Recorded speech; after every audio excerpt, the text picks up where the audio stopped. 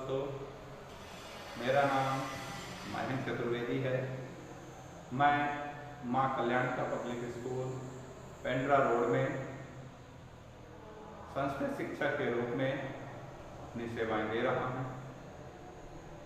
मैं आप सभी का माँ कल्याणिका परिवार की ओर से स्वागत, वंदन और अभिनंदन करता हूँ। अभी हाल ही में 21 जून को अंतर्राष्ट्रीय योग दिवस मनाया गया। बहुत ही अच्छा अभी सबके जीवन में जुड़ा हुआ है और आज मैं भी उसी टॉपिक पे आपके समक्ष कक्षा 10वीं विषय संस्कृत और तृतीय पाठा, जिसका नाम है व्यायामः सर्वदा पथ्यः, इस विषय पर चर्चा करूंगा। तो ये बताने से पहले मैं आपको विश्वास दिलाना चाहूँगा कि मेरा बताना तुच्छ होगा, क्योंकि हमारा पूरा देश योग को अंतर्राष्ट्रीय योग दिवस के रूप में मनाता है। छोटे से लेकर के बड़े लोग भी योग करते हैं और योग का जीवन में क्या महत्व है ये आप, हम और समूचा देश बहुत अच्छे से जानता है।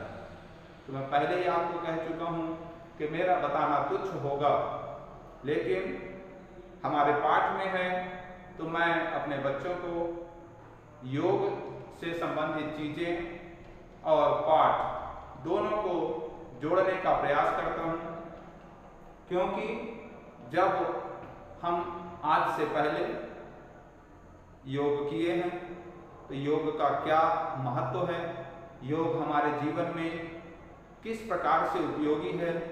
यदि हम प्रतिदिन समयानुसार योग करते हैं तो वो योग हमारे लिए कितना लाभदायक है, ये योग करने वाला व्यक्ति स्वयं महसूस करता है। तो ये जो पाठ है, मैं आपको इस पाठ से जोड़ने का प्रयास कर रहा हूँ कि व्यायाम, जिसका अर्थ आपको पता है, योग सर्वदा माने हमेशा, और एक शब्द है पथ्यः। पथ्यः मीन्स होता है अनुकूल, जिसको हम इंग्लिश में कह सकते हैं एप्रोप्रिएट डाइट, मीन्स उचित आहार। इसका तात्पर्य है एप्रोप्रिएट डाइट माने उचित आहार। आहार माने भोजन, यदि इसके अनुसार हमें उचित भोजन भी करना है। अब ये हमारे लिए कितना महत्वपूर्ण है, और जो कर रहे हैं वो समझ रहे हैं, जो नहीं कर रहे हैं मैं आग्रह करूंगा कि वो भी इसे समझें, जानें और अपने जीवन में इसका अनुसरण करें। तो इस पाठ को बताने से पहले मैं एक छोटी सी कहानी आपको बताना चाहूँगा, किस प्रकार से हमारे जीवन में उपयोगी था।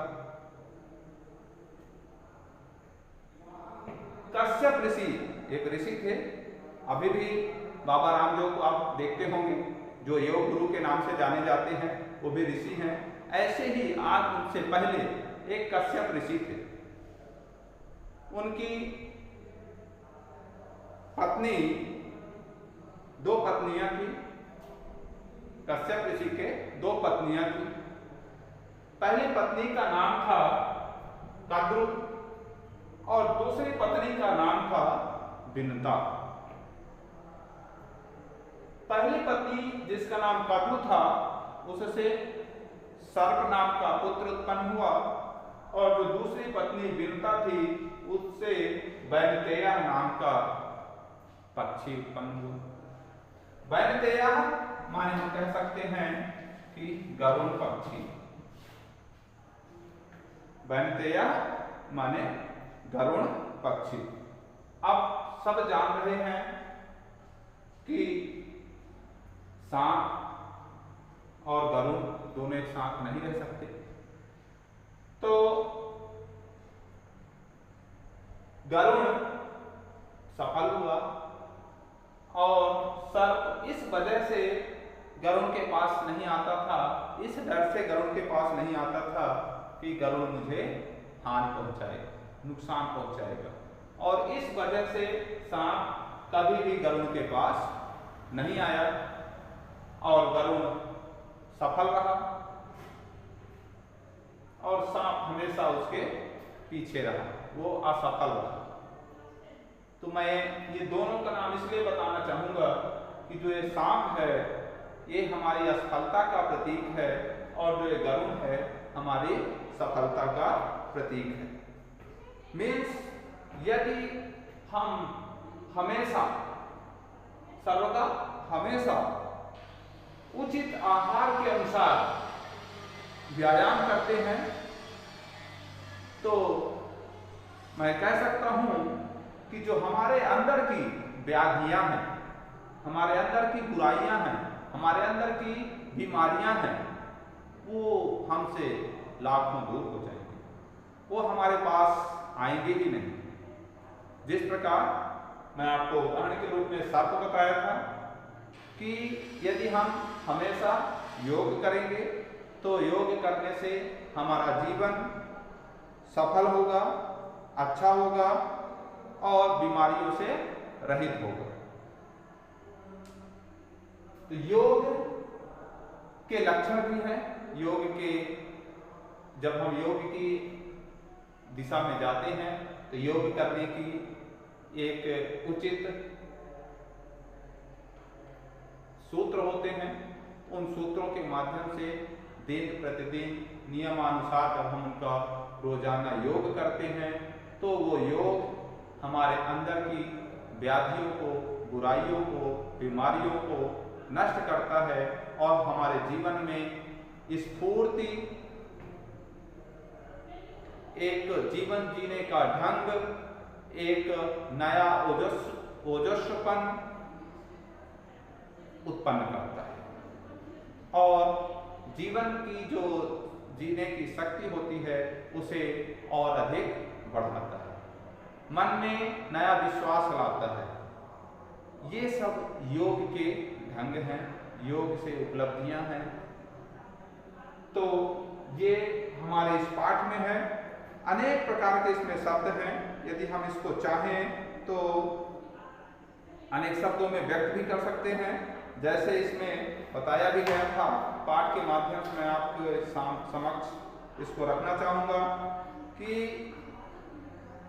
यह जो है आयुर्वेद के का एक प्रसिद्ध ग्रंथ है। अब वेद की जो बात आती है तो वेद सभी को पता है कि हमारे जो मुख्य रूप से 4 वेद होते हैं, ठीक है, ऋग्वेद, यजुर्वेद, अथर्ववेद और सामवेद। अब वेद ही है, मतलब ये मैं नहीं, समूचा विश्व जानता है कि ये जो हमारे 4 वेद हैं सारा कुछ उन्हीं वेदों में संग्रहित है। जितना हम उसका व्याख्यान करेंगे, जितना हम उसका वर्णन करेंगे वो तुच्छ है।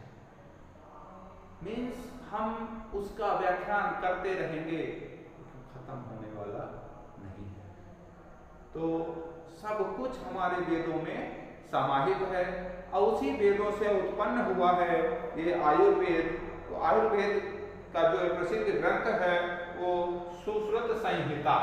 ध्यान देंगे, जो शब्द है उसका नाम है सुश्रुत। सुश्रुत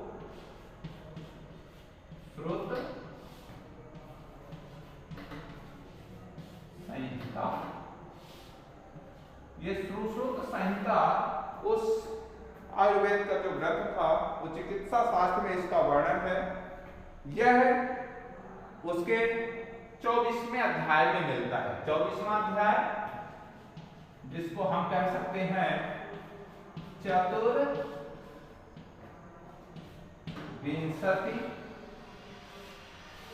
अध्याय।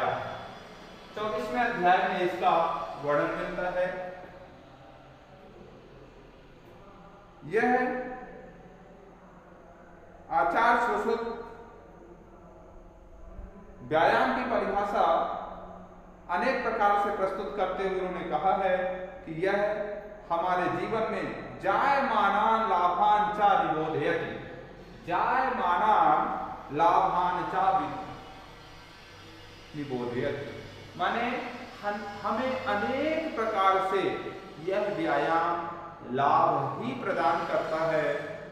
यह हमारे शरीर में, कहा भी गया है, यह हमारे शरीर में सौष्ठव, कांति, स्फूर्ति, सहिष्णुता और आरोग्य आदि को